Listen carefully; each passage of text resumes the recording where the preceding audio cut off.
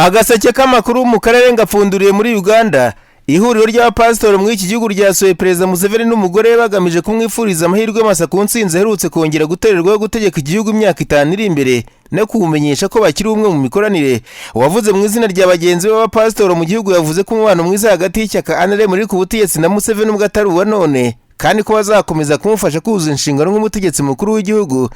Ikinyamakuru Chimp Report cyanditse ko Perezida Museveni yasabye abanyedini kurushaho kwimakaza imikorere igamije guteza imbere igihugu no gukora ibikorwa byose byo kuzana amahoro muri Uganda. Aya matora yatsinzwe na Perezida Museveni abatavuga rumwe nawe bamaganye ibyo yavuyemo, ndetse abanyamategeko 9 bamaze kwandikira urukiko rw'ikirenga basaba ko yateshwa agaciro nkuko byifuzwa na Robert Kyagulanyi wamenyekanye nka Bobi Wine. Perezida Museveni yasabye abanyedini kurushaho kwegera abaturage cyane cyane bagakangura abarenga 30% bakorera kurya gusa batabasha kuzigamira ejo hazaza.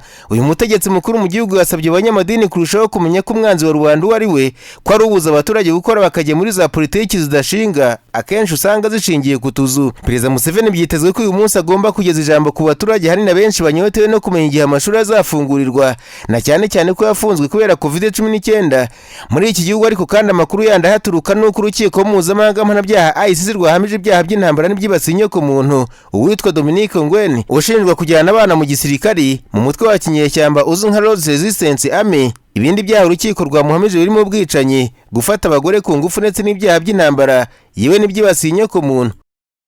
Nararanganije amaso umunyamakuru byandikirwa muri Kenya. Abanyamakuru bashyize amakaramu ku mpapuro barandika. Banitswe urukiko mu mujyi wa Nairobi rwavuze ko ruzasoma urubanza ku ifungwa n'ifunguro ry'agateganyo rya Bwana Mike Sonko wazategeka Nairobi mu cyumweru gitaha.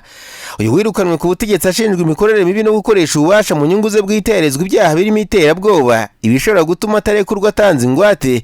Ibinyamakuru bya Kenya byanditse ko abashinjacyaha basaba ko afungwa iminsi 30 bagakora iperereza neza, cyane ko bamushinja ko yari mu mugambi wo kureba umutwe w'abagizi ba nabi ugamije kuvutsa umudendezo abanyakenya kugira ngo ananize ubutegetsi buriho abaturage bagumuke. Uyohoza ari umutegetsi urangwaga no kwambara ibintu bihenze bikoze mu mabuye y'agaciro ahenze. Mu iburanisha ryabanje yakurikiranwe guha ibyaha byo kunyereza umutungo. Ikinyamakuru The Star cyanditse ko Bwana Sonko yari amaze kuremera ku buryo ngo yari afite abarinzi yambika igisirikare ibihabanye n'uburenganzira bugenerwa abasivile muri Kenya, kandi ngo arakekwa ko yaba arakoranaga bya hafi n'imitwe y'iterabwoba ihangayikishije igihugu. Uyu mugabo wari umunyabubasha, kandi ngo impamvu polisi ishaka kumukurikirana afunze n'ukwanga ko yakoresha amafaranga afite agatera ubwoba watanga buhamya, cyane ko yari n'umuntu gukurikirwa cyane ku mbuga nkoranyambaga.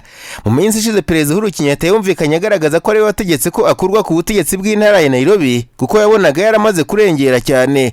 Uyu nawe yabwiye umukuru w'igihugu ko akwiye gukurwaho icyizere n'inteko ishinga amategeko akegura ku butegetsi bwa Kenya kuko adashoboye.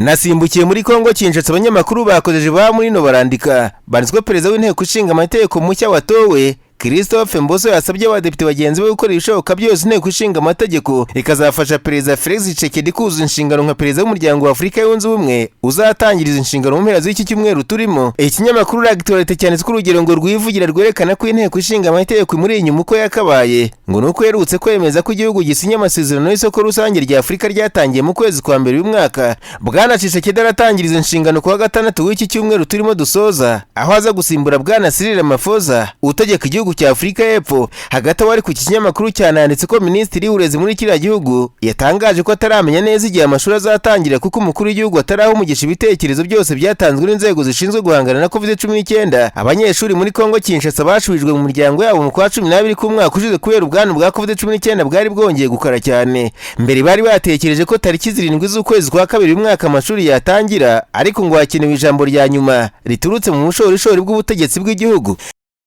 Agaseke k'amakuru mu karere ngapfunikiriye muri Tanzania. Abanyamakuru bicaye imbere mudasobwa barandika. Banditswe Minisitiri w'Intebe Bwana Kassim Majaliwa yasabye urwego rushinzwe imitegekere y'igihugu mu biro bya Perezida ko bitarenze ku wa gatandatu w'iki cyumweru saa 4 rugomba kuba rwamuhaye urutonde rw'abakozi ba leta boherejwe mu kazi bakaba batarahagera.